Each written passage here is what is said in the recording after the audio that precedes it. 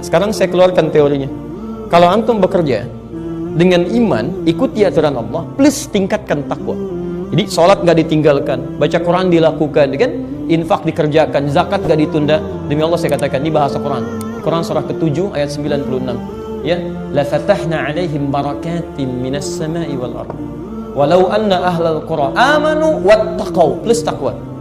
Kalau ada satu penduduk negeri, bukan cuma satu orang. Ya, satu penduduk negeri. Antum di sini kumpul ya, teman-teman pengusaha kumpul misalnya. Dan tilawahi ayat ini. Terus kompak, yuk kita ikuti aturan Allah. Sekarang kita praktekkan, kita jauhi yang Allah nggak suka, kita praktekkan ini. Terus saat bersamaan, Anda pun kompak. Wattaqau, tingkatkan takwa. Begitu panggilan sholat, Anda dulu inisiasi dengan teman-teman. Ayo ke masjid, kan? Begitu Senin Kamis, Anda coba puasa. Begitu orang lain ada waktu luang baca Al-Quran, Anda baca Al-Quran. Masya Allah. Apa yang terjadi? La fatahna 'alaihim barakatim minas sama'i wal ardh. Kami akan turunkan semua pintu keberkahan di langit dan di bumi. Kami buka. Baik, jadi ketika itu turun ayatnya, Nabi langsung beliau langsung kumpulkan para sahabat pengusaha, diberikan manhaj ini, diajarkan oleh Nabi. Anda tahu apa yang terjadi? Semua pengusaha di zaman Nabi itu sukses melampaui masanya. Saya katakan melampaui masanya, sampai hari ini pun asetnya masih ada. Sampai hari ini. Ya. Dan dahsyatnya luar biasa. Ada yang dari cuman pakaian, tiba-tiba dapat keuntungan luar biasa. Ya, Abdurrahman bin Auf, sahabat luar biasa. Hijrah ke Madinah, modalnya cuma pakaian.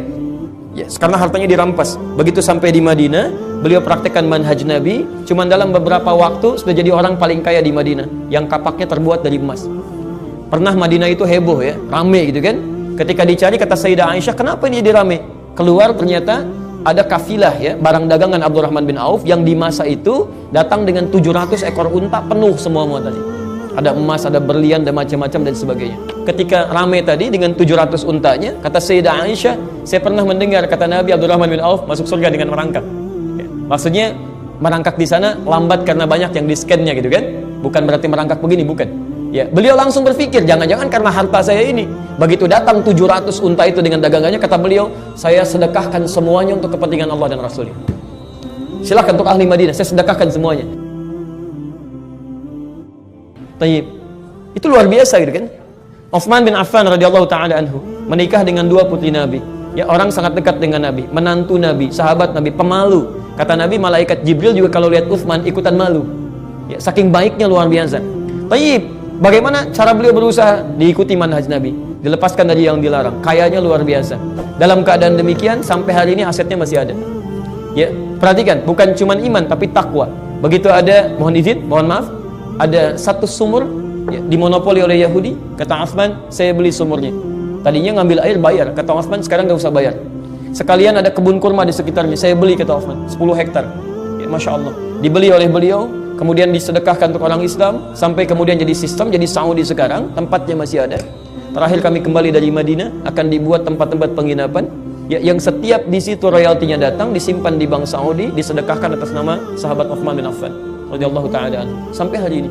Jadi perhatikan, mereka tidak mengejar harta dunia dengan omset yang berlimpah, tapi bagaimana caranya Allah ridha dengan itu. Bisa nggak Anda baru datang misalnya kan, 700 truk penuh muatan emas, berlian, macam-macam dan sebagainya. Tiba-tiba begitu datang, hei, kamu scan-nya banyak nih, baiklah saya sedekahkan semuanya karena Allah dan Rasulnya. Bisa nggak? Itu nggak mudah gitu, mesti ada tarbiyah dulu. Ya, apa tarbiyahnya? Bagaimana cara Nabi mendidik mereka? Itu nggak mudah. Ada kompak dulu, pelan-pelan dulu. Sampai Imam An-Nawawi menyebutkan itu di kitab At-Tibyan fi Adab Hamalatil Quran. Ada 2 cetakan dalam bahasa Arab yang ada di Indonesia. Pertama, terbitan Darul Kutub Al-Islamiyah, warnanya merah marun, halaman 38, paragraf yang pertama, baris 1 sampai dengan 2, posisi paling kanan sebelah atas. Ada terbitan Darun Nafais, ya, halaman 47, kemudian paragraf yang ketiga, baris 1 sampai 7, posisi paling kiri sebelah bawah. Itu kata Imam An-Nawawi, sahabat mulia ini, ya, Utsman bin Affan, Abdurrahman bin Auf, Tamim Ad-Dari. Tamim Ad-Dari punya toko depan Masjid Nabawi. Ya, beliau tadinya tokonya jauh. Kemudian berpikir, kalau saya jauh, sholatnya nggak bisa berjamaah nih. Saya harus bermohon kepada Allah supaya saya punya toko dekat Masjid Nabi. Jadi begitu saya selesai, ya ada panggilan sholat, saya bisa langsung ke masjid, zikir di situ. Dan nggak susah gitu kan, dekat dengan tempat ibadah. Ini luar biasa teman-teman. Luar biasa, sampai sekarang kan antum lihat kan, depan Masjid Nabi banyak toko kan. Nah, itu inisiatornya siapa? Di antaranya Tamim Ad-Dari. Bagaimana mengajarkan pada teman-temannya, jangan sampai kesibukan mencari dunia kita menggagalkan kita untuk dekat dengan Allah.